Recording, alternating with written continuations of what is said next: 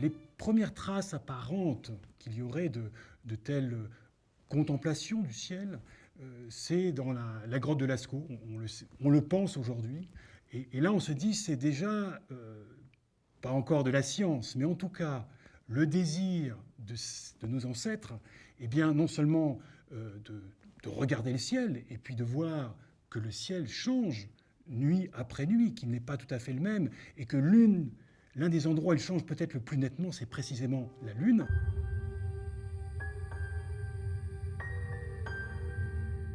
Un des grands apports de l'astronomie babylonienne, qui va dominer jusqu'au 1er, 2e siècle de notre ère, un petit peu, toute l'astronomie du bassin méditerranéen.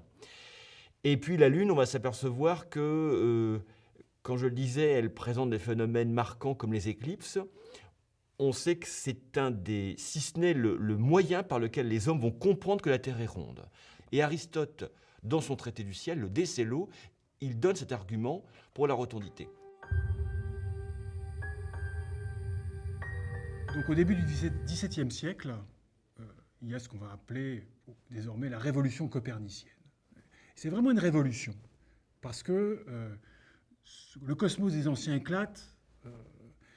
Désormais, on regarde le ciel, on ne regarde plus vraiment le cosmos.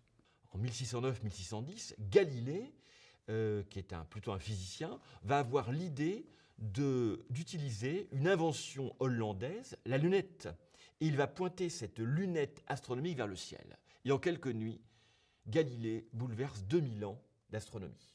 Et durant tout ce temps qui va s'écouler entre le XVIIe siècle et le XXe siècle, parallèlement va se développer à la fois des travaux scientifiques qui vont non seulement conforter, mais préciser et aller au-delà des premières observations, des calculs mathématiques. Newton qui va se servir des observations astronomiques pour mettre en place l'idée de la gravité, la mécanique céleste. Il va pouvoir peaufiner le calcul de cette mécanique et d'autres autour de lui.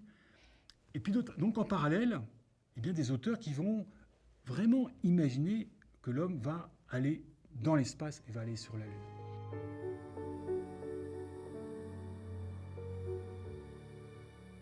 La naissance au moins de la théorie astronautique, eh bien c'est Konstantin Tsiolkovsky, un Russe, qui dans sa campagne va concevoir, à partir de cette idée-là, va concevoir des fusées, et même ce qu'aujourd'hui on utilise, des fusées à 3 étages. Enfin, bon, il va poser vraiment les bases d'une technologie que l'aujourd'hui on utilise toujours.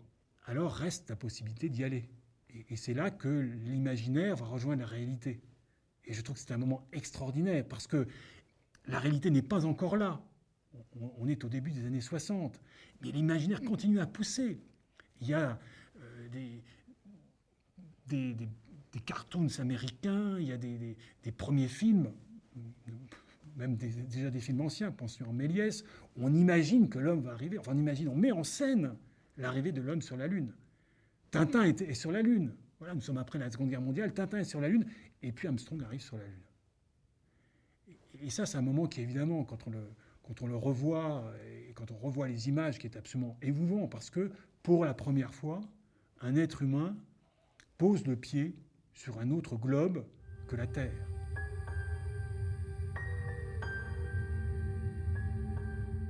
En l'état actuel du droit spatial, on considère que nous, humanité, avec cette difficulté à savoir ce que ça correspond peut-être, mais nous avons la responsabilité de ce que nous y faisons et de ce que même certains d'entre nous veulent y faire.